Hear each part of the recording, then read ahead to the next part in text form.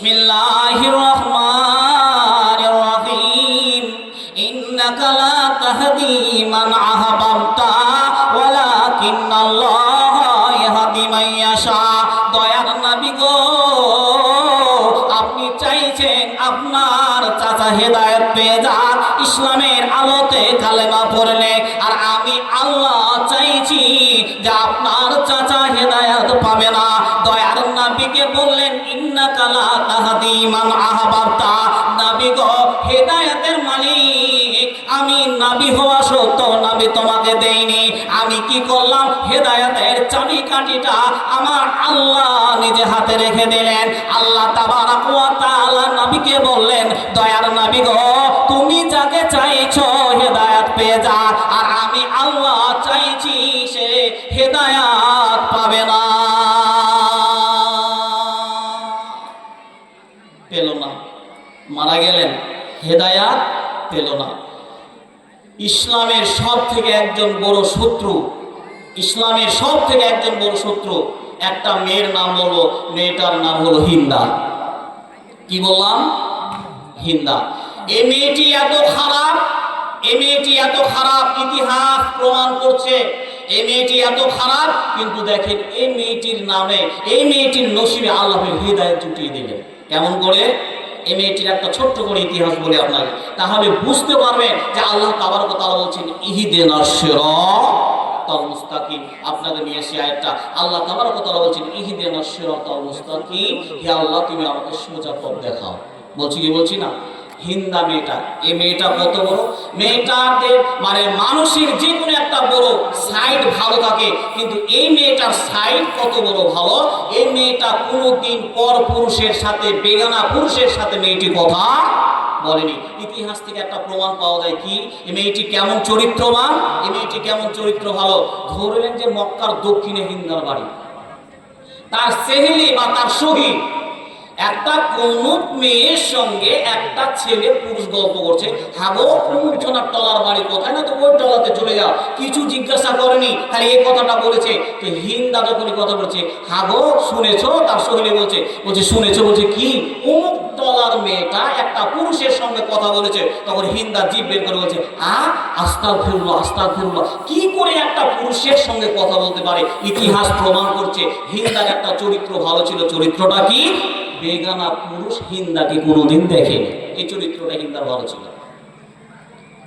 কিন্তু আল্লাহ তাবারক ওয়া তাআলার নবী মুহাম্মদ রাসূলুল্লাহ সাল্লাল্লাহু আলাইহি ওয়াসাল্লাম বদরের যুদ্ধে তার নিজের চাচা হযরত আমির হামজা রাদিয়াল্লাহু তাআলা আনহু যুদ্ধের কমান্ডারের জন্য তুমি যদি দাঁড়িয়ে গেলেন ইটের পাহাড়ের মতো, ইটের পাহাড়ের মতো তিনি কমান্ডারের কাজ করছেন।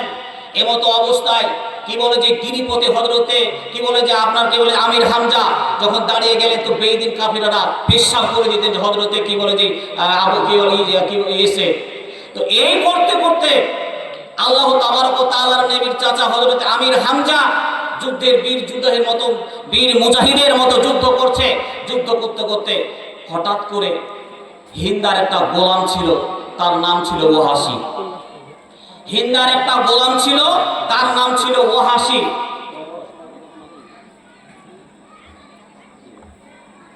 তো হিন্দার একটা স্বামী ছিল, তার নাম ছিল ওয়াহাসি, গোলাম। এবার হিন্দা তখন ওয়াহাসিকে ডেকে বলছে, ওয়াহাসি কি বলছে, তুমি কি নিজের স্বাধীনতা জীবন চাও না? মালিক কে না চায় স্বাধীনতা জীবন, সবাই চায়। তখন হিন্দা বলছে যে আল্লাহ রসুলের চাচা আমির হামজার জীবিত কলিজা যদি তুমি আমার সামনে নিয়ে আসতে পারো, তাহলে তোমাকে স্বাধীন করে দেবো, তোমাকে ছেড়ে দেবো। বন্ধনে আমার, যুদ্ধ চলছে, চলতে চলতে চলতে চলতে এবার ওয়াহাসি লক্ষ্য করছেন কি, ওয়াহাসি দেখছেন যে কখন আমির হামজাকে একা পেয়ে যায়। আমির হামজা যুদ্ধের কমান্ডারের কাজ করছেন। কাজ করতে করতে সুড়ঙ্গ ঘুরতে ঘুরতে দেখা গেল একটা গিরিপথে হযরতে হামজা কি বলে উঠে গেছে আমির হামজা, ওখানে একা আছে। আর ওয়াহাসি একটা গর্তের ভিতরে লুকিয়েছিলেন, একটা বর্ষাকে নিক্ষেপ করলেন। আর যখনই বর্ষাকে নিক্ষেপ করলেন, ওয়াহাসি যখন বর্ষা নিক্ষেপ করলেন, আমির হামজার বক্ষে গিয়ে পড়ে গেলেন। আমির হামজা সহ্য করতে পারলেন না, জমিনের ভিতরে পড়ে গেলেন। যখন জমিনের ভিতরে পড়ে গেলেন, দেখলেন ডানে বামে কেউ নাই, আমির হামজা মারলেন দৌড়, সঙ্গে সঙ্গে দৌড়াতে দৌড়াতে ওই আমির হামজার বক্ষ স্থলে গিয়ে বসে গেলেন। পরপর করে কলিজাকে বের করে নিয়ে আসলেন। এবার তার কান কাটলো, মাথা কাটলো, পিঠ কাটলো, সমস্ত কিছু কেটে দেওয়ার পর ওই কি বলে যে হিন্দার সামনে যখন ও হাসি নিয়ে আসলেন, জীবিত কলিজাকে নিয়ে আসলেন, হিন্দা জীবিত কলিজাকে চাবালেন, তখনও চাবিয়ে তার শখ মিটলো না। এবার কি করলেন, কলিজাগুলোকে কাটলেন। এবার ইতিহাস প্রমাণ করছে কলিজাগুলোকে কেটে কেটে কেটে কেটে সুই দিয়ে থাকা দিয়ে মালা পরিধান করে মদিনার গলিতে গলিতে ঘুরেছে। এই মেয়েটিকে, এই মেয়েটি হিন্দা, এই মেয়েটিকে, এই মেয়েটি হিন্দা, এই মেয়েটিকে, এই মেয়েটি হলো জুলুমবাদী হিন্দা। আল্লাহ তাবারক ওয়া তাআলা বলছেন, হিন্দা রে, তুমি একজন ইসলামের বীর যোদ্ধাকে তুমি মেরে দিয়েছো, তার কলিজাকে তুমি চিবিয়ে খেয়েছো। ও হাসি এবার আসলেন, আসার পরে কলিজা দিয়ে চলে গেলেন, তাকে আজাদ করে দেওয়া হলো। কিন্তু বন্ধুরে, ইতিহাসটা ঘটলো কি? ইতিহাসটা এখানে ঘটতে চাইছে, হিন্দা শহরে বহরে ঘুরলেন, তবুও তার শখ মিটলো না। এবার হিন্দা এবার নিজে গোলামিত্বকে স্বীকার করে দিয়ে হিন্দা যখন তার পরিধান করে নিয়ে তার মনের স্বাদ মেটালো, ওই হিন্দা হতে মক্কার পর ঈমান আনলো। আল্লাহ তাবারক ওয়া তাআলা হিন্দাকে হেদায়েতের রাস্তা দিয়ে দিল, হিন্দা হেদায়েত পেয়ে গেল। বন্ধুরে আমার, আল্লাহ রাসূলের জীবিত কলিজা চিবিয়ে ওই হিন্দা যদি হেদায়েত পেয়ে যায়, কিন্তু আবু তালেবের নসিবে এ হেদায়েত জুটলো না। চরিত্রটা কেমন ভালো, এই চরিত্রটা এবার আপনাকে একটা বোঝায়। চরিত্রটা কি? হিন্দা এই মেয়েটির চরিত্রটা সম্পর্কে বলছি আপনাকে, শুনেন কথাটা, ইতিহাসটা। মেয়েদের যখন কোনো কাজ থাকে না, বাড়িতে মেয়েরা ঘর সাজায়, সাজায় কি সাজায় না? কাজ নেই, মেয়েরা ঘর সাজাচ্ছে। তো হিন্দার স্বামীর বন্ধু হিন্দার বাড়িতে খোঁজে এসেছে, হিন্দার স্বামীর খোঁজে। তো এসে যখন দেখছেন যে হিন্দার স্বামী বাড়িতে নাই, তখন ঘরের দরজাতে দিয়ে ঢুকছে যে হিন্দা ঘর সাজাচ্ছে। তো আর কোনো কথা বললেন না, তার ঘর সাজাতে দে। এবার হিন্দা চট করে কি বলে, হিন্দার বন্ধুর স্বামী বেরিয়ে আসে, আর চোকার যখনই বেরিয়ে আসে আর হিন্দার স্বামী এসে হাজির দিচ্ছে যে আমার বউয়ের ঘর থেকে হিন্দার বন্ধু বেরোচ্ছে। হিন্দার স্বামী তখন হিন্দায় বলছে, একটা ঘরে যুবক যুবতী থাকবে, কি কাজ হয় আমি কি জানি না? আমি কি বোকা? আমি কি বোকা? কিন্তু হিন্দা মেয়েটা, ওর যে বন্ধু এসেছে খবরটা হিন্দা কিন্তু জানে না। নাই তো নাই, চলে যাবো, বাইরে চলে যাবো, এই বাইরের উদ্দেশ্যে নিয়ে রওনা হয়ে গেলেন। যখন রওনা হয়ে গেলেন, যেখানে বাঘের ভয় সেখানে সন্ধ্যা হয়। এবার গেটে পা দিবে তো বন্ধুর সাথে দেখা। যখন দেখা, এবার তখন একটা আপনার স্ত্রীর ঘর থেকে যদি আপনার কোনো বন্ধু বের হয়, তাহলে আপনার মনে খুব বুদ্ধি যাবে না? নিশ্চয় একটা যাবে, সন্দেহ যাবে। তো হিন্দার স্বামীর মনে সন্দেহ জেগে গেল। কোনো মুহূর্তে হিন্দাকে আর লাগলো না। দেখেন, হিন্দাকে আর কোনো মুহূর্তেই ভাত দিবে না, হিন্দাকে কোনো মুহূর্তেই আর খেতে দিবে না। হিন্দাকে এখন তালাক দিয়ে দিবে, হিন্দাকে তালাক দিয়ে দিবে। বাপ দাদারা 2-4 বার বসলো, আলোচনা হলো, বলছে হিন্দা তোমার স্ত্রীর চরিত্র কেমন হবে তুমি কি জানো না? নিশ্চয় জানো, তাতে কি করো তুমি মেনে নাও না। হিন্দাকে আর ভাত দিবে না। এই করতে করতে একজন এরকম হেডওয়ালার মতন একজন লোক, একজন পাদ্রী, পাদ্রীকে এসে বলছে, দেখো বাবা, তুমি যখন মানতেই চাইছো না, তাহলে চলে যাও। কোথায়? ওই চলে যাও কি বলে যে বাবুরঘাট, বাবুরঘাটের ওখানে গিয়ে দেখো একজন হাত চালনেওয়ালা গুণী আছে, ওই গুণীর কাছে যাও। গুণী বলে দিবে যে তোমার স্বামীর হিন্দার চরিত্র ভালো আছে না মন্দ আছে না খারাপ আছে, যাও তুমি ওখানে চলে যাও। বলছি তাই তো, এটা ভালো কথা। এবার চলে গেলেন। যেতে যেতে এবার গুণীদার হাত চালাতে শুরু করলেন। হাত চালাতে চালাতে চালাতে এবার বলছেন, ও হিন্দার স্বামী, তোমার স্ত্রীর চরিত্র কোনো ভুল নাই, তোমার স্ত্রীর চরিত্র কোনো কলঙ্কের দাগ নাই। অর্থাৎ তোমার স্ত্রী সতীত্ব কেউ নষ্ট করতে পারেনি, তোমার স্ত্রীর সতীত্ব আছে। যখন এই কথা বলে দেওয়া, গুণিকদার যখন এই কথা বলে দেওয়া, স্বামী স্ত্রী দুজনে হাসতে শুরু করেছে। গুণিকদার যদি এই কথা বলে থেকে দিতেন, চাপা দিয়ে রেখে দিতেন, তাহলে তাদের কোনো প্র্যাকটিক্যাল গন্ডগোল আসতো না। কিন্তু আবার গুণিকদার ক্ষণিকের ভিতরে একটা কথা বললে, ও হিন্দা, ও হিন্দার স্বামী, আমি হাত চালিয়ে বুঝতে পারছি, আমি হাত চালিয়ে অনুভব করতে পারছি, হিন্দারে তোমার গর্ভ গর্ভে একটা সন্তান আসবে, যে সন্তানটা পৃথিবীতে একজন বড় বীর যোদ্ধা হবে, ইসলামের তাকে সবাই চিনবে, ইসলামের বুকে তো সবাই তাকে মেনে নেবে। এবার হিন্দা যখন এই কথাটা বলে দেওয়া, গণিকদার যখন এই কথাটা বলে দেওয়া, হিন্দা এবার বলছিল, হিন্দার স্বামী বলছিল ভাত দিব না। এখন হিন্দা যখন এই কথাটা পেয়ে গেল যে আমার গর্ভে একজন বীর যোদ্ধার শিশু জন্ম নেবে, হিন্দা বলছে ও স্বামী তোমার আর ভাত খাবো না, তালাক দিয়ে দাও। উল্টা চাপ শুরু হয়ে গেল। এতক্ষণ স্বামী বলছে যে ভাত দিব না, আর এখন স্ত্রী বলছে তোর ভাত খাবো না। কেন খাবো না? আমার গর্ভে যে সন্তানটা আসবে সেটা হবে একজন বীর যোদ্ধা, ভালো যোদ্ধা। তো এবার হিন্দা বলছে যে তুমি একটা মন মানসিকতা ছোট লোকের লোক, তুমি একটা কি বলে যে সংকীর্ণ মনের লোক, যে স্ত্রীকে সন্দেহ করে তার পেট থেকে তার বীর্য থেকে ভালো সন্তান আসতে পারে না। এবার কি করলেন? হিন্দা তালাক নিয়ে নিলেন। তালাক নেওয়ার পরে কার সঙ্গে বিয়ে হলো? আবু সুফিয়ানের সঙ্গে হিন্দার বিয়ে হলো। আর আবু সুফিয়ানের উরেশে হিন্দার পেট থেকে যে সন্তানটি আসলো, ইমাম মাবিয়া রাদিয়াল্লাহু তাআলা আনহু, সারা পৃথিবী তাকে চিনে। তারা বলছে যে কি বলে যে বদরের যুদ্ধে কি বলে যে হলো বুড়ির চক্রান্তে হিন্দাকে যারা কি বলে যে হলো একে মেরেছিল, ওই কি বলে যে আপনার ওই ইতিহাস প্রমাণ করছে যে বুড়ির চক্রান্তে খুনি হয়েছিল আপনার কি বলে যে হলো হিন্দার চক্রান্তে হিন্দা থেকে আল্লাহ রসুলের কি বলে যে শাস্ত্রী হয়ে গেল। তাহলে সেই হিন্দা কি হলো? হেদায়েত পেয়ে গেল, সেই হিন্দা আলো পেয়ে গেল। তা আল্লাহ তাবারক ওয়া তাআলা বলছেন ইন্নাকা লা তাহদি মান আহবাবতা ওয়ালাকিন্নাল্লাহা ইয়াহদি মান ইয়াশা। নবী হে আপনি যাকে চাইছেন হেদায়েত দিব, কিন্তু আমি আল্লাহ যাকে চাইছি সে হেদায়েত পাবে না, তাকে হেদায়েত দিব না। বন্ধুরে আমার, এবার আপনাদের সঙ্গে আমার খুব সময় অল্প, খুব সময়ের ঘনিষ্ঠ দিকে এগিয়ে আসি। একটা কথা বলে আপনাকে যে আয়াতগুলো এখন পড়েছি, যদি আয়াতগুলো দিই আমার সময় থাকবে না। আমার কাছে কিছু দায়িত্ব আছে, আপনাদেরকে কিছু কথা শোনালাম, কিছু নেওয়ার জন্য এই মাদ্রাসা আমাদের চালাতে হবে কি হবে না? জি হবে। এই মাদ্রাসা ক্ষুদ্র ক্ষুদ্র দানে আজকে মাদ্রাসা গড়েছি, ক্ষুদ্র ক্ষুদ্র দানে আমাদের প্রতিষ্ঠান আজকে এত বড় জায়গাতে পৌঁছেছে। আপনাদের দানে, আমাদের দানে, আপনাদের কাছ থেকে আমি কিছু নেব। একটা ইতিহাস বলে, ইতিহাসটা কি বন্ধুরে আমার? জি, বিসমিল্লাহির রহমানির রহিম।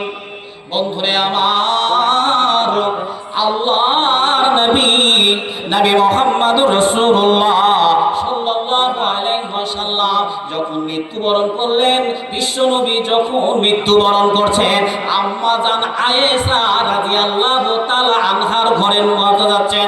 আম্মা জান আয়েশার ঘরে নবীর চিরবিদায় হয়ে যাচ্ছেন। এমতো অবস্থায় আম্মা জান আয়েশার উরুস থেকে নবীর দম বেরিয়ে গেলেন, নবী ইন্তিকাল করলেন। আম্মা জান আয়েশা বলছেন আমার ঘরে নবীকে মাটি দেওয়া হলো, আমার ঘরে নবীকে মাটি দেওয়া হলো, নবীর জানাজার ব্যবস্থা করা হলো, কাফনের ব্যবস্থা করা হলো। এই অবস্থায় আম্মা জান আয়েশা বলছেন আমার ঘরে তিনখানা কবরের জায়গা হলো। একখানা কবর হবে আমার আব্বা হযরতে আবু বকর রাদিয়াল্লাহু তাআলা আনহুর কবর হবে, আর তৃতীয় কবরটা হবে আমার ঘরে। আম্মা জান আয়েশা বলছেন আমার ঘরে আমার কবর হবে। এই তিনখানা কবর মসজিদের নববীর আশেপাশে, মসজিদের গেটের আশেপাশে এই তিনখানা কবর দেওয়া হবে। আর কোনো কবর থাকবে না, আর কোনো কবর থাকবে না।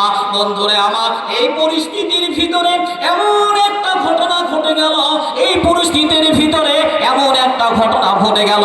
আল্লাহর নবী মারা গেলেন। মারা যাওয়ার পর হযরত আবু বকর আসলেন মসনদে। হযরত আবু বকর মাত্র 2 বছর, বিশ্ব নবী মারা যাওয়ার পর মাত্র 2 বছর তিনি রাজত্ব করলেন। হযরত আবু বকর মারা গেলেন, আবু বকরকে আম্মা জান আয়েশার ঘরে কবর দেওয়া হলো।